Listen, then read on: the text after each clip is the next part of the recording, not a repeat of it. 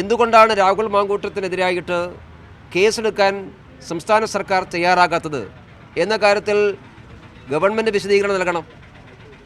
കാരണം ഇന്നലെ പുറത്തു വന്നിട്ടുള്ള ശബ്ദരേഖയനുസരിച്ച് പോലീസിന് പ്രഥമദൃഷ്ട്യാ കേസെടുക്കാൻ സാധിക്കുന്നുള്ള കുറ്റകൃത്യമാണ്, വലിയൊരു ക്രിമിനൽ കുറ്റകൃത്യമാണ് നടത്തിയിട്ടുള്ളത്. അപ്പോൾ സ്വാഭാവികമായിട്ടും സർക്കാർ ആദ്യം ചെയ്യേണ്ടത് ഒരു FIR ഇട്ട് രാഹുൽ മാങ്കൂട്ടത്തിനെ ചോദ്യം ചെയ്യുകയാണ്. അപ്പോഴാണല്ലോ സത്യാവസ്ഥ അറിയുക, ഈ പുറത്തു വരുന്ന കാര്യങ്ങൾക്കെല്ലാം വസ്തുതയുണ്ടോ എന്ന് അപ്പോഴാണല്ലോ അറിയുക. എന്തുകൊണ്ടാണ് അതിന് തയ്യാറാകാത്തത്? എന്തുകൊണ്ടാണ് സംസ്ഥാന സർക്കാർ രാഹുൽ മാങ്കൂട്ടത്തിനെ രക്ഷപ്പെടുത്താനും വേണ്ടി ശ്രമം നടത്തുന്നത്? അതുകൊണ്ട് ഈ കാര്യത്തിൽ കോൺഗ്രസും CPM ഒളിച്ചുകളി നടത്തുകയാണ്. ജനങ്ങളോട് സത്യസന്ധമായി വസ്തുതകൾ പറയാൻ തയ്യാറാവണം. നിയമപരമായി ചെയ്യേണ്ട കാര്യങ്ങൾ ചെയ്യാൻ സർക്കാർ തയ്യാറാകണം. അതുകൊണ്ട് ജനങ്ങളെ വിഡ്ഢികളാക്കുന്ന ഈ ഏർപ്പാട് അവസാനിപ്പിക്കാൻ CPMഉം കോൺഗ്രസും തയ്യാറാകണമെന്നാണ് BJPയുടെ നിലപാട്.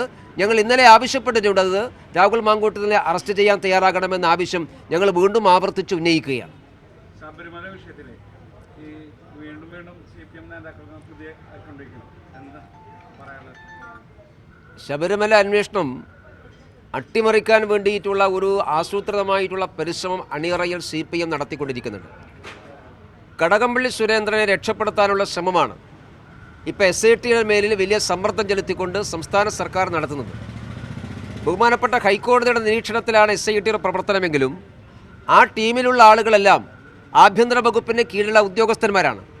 അതുകൊണ്ട് ഞാൻ മനസ്സിലാക്കുന്നത് വലിയ സമ്മർദ്ദമാണ് SITക്ക് മുകളിലുള്ളത്. അതുകൊണ്ടാണ് ഇപ്പോൾ പത്മകുമാറിൻ്റെ റിമാൻഡ് റിപ്പോർട്ട് പുറത്തു വന്നിട്ട് 2-3 ദിവസമായി.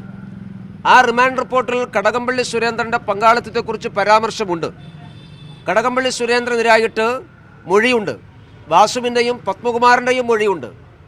പത്മകുമാർ തന്നെ പറഞ്ഞിട്ടുണ്ട്, വിഗ്രഹങ്ങളായിട്ടുള്ള ചില ആളുകളാണ് ഞങ്ങൾ ഇതിനെല്ലാം പ്രേരിപ്പിച്ചതെന്നുള്ളതാണ്. അതേതൊക്കെയാണ് വിഗ്രഹങ്ങൾ എന്ന് പുറത്തു വരേണ്ടതാണ്. അപ്പോൾ പത്മകുമാറിൻ്റെയും വാസുവിൻ്റെയും മൊഴിയുടെ അടിസ്ഥാനത്തിൽ സ്വാഭാവികമായിട്ടും ഇനി ചോദ്യം ചെയ്യേണ്ടത് ആ കാലഘട്ടത്തിലെ ദേവസ്വം വകുപ്പ് മന്ത്രി കടകംപള്ളി സുരേന്ദ്രനെയായിരുന്നു. പക്ഷേ കടകംപള്ളി സുരേന്ദ്രൻ നോട്ടീസ് അയക്കാനോ അദ്ദേഹത്തെ ചോദ്യം ചെയ്യാനോ SIT തയ്യാറാകുന്നില്ല. അതിനുള്ള ഒരു നീക്കവും SITയുടെ ഭാഗത്തുണ്ടാകുന്നില്ല. അതുകൊണ്ടാണ് ഞാൻ പറഞ്ഞത്, കടകംപള്ളി സുരേന്ദ്രനെ രക്ഷപ്പെടുത്തിയെടുക്കാൻ ആസൂത്രിതമായിട്ടുള്ള ശ്രമം CPMൻ്റെയും സർക്കാരിൻ്റെയും ഭാഗത്തുണ്ട്. SITയുടെ മേൽ വലിയ സമ്മർദ്ദമുണ്ട്. കടകംപള്ളി സുരേന്ദ്രനെ ചോദ്യം ചെയ്താൽ അത് സ്വാഭാവികമായിട്ടും മുഖ്യമന്ത്രിയിലേക്കും CPMൻ്റെ സംസ്ഥാന നേതൃത്വത്തിലേക്കും എത്തുമെന്നുള്ളത് കൊണ്ടാണ് കടകംപള്ളി സുരേന്ദ്രനെ രക്ഷിച്ചെടുക്കാൻ വേണ്ടി പരിശ്രമിക്കുന്നത്. അതിനുള്ള സമ്മർദ്ദമാണ് നടത്തുന്നത്.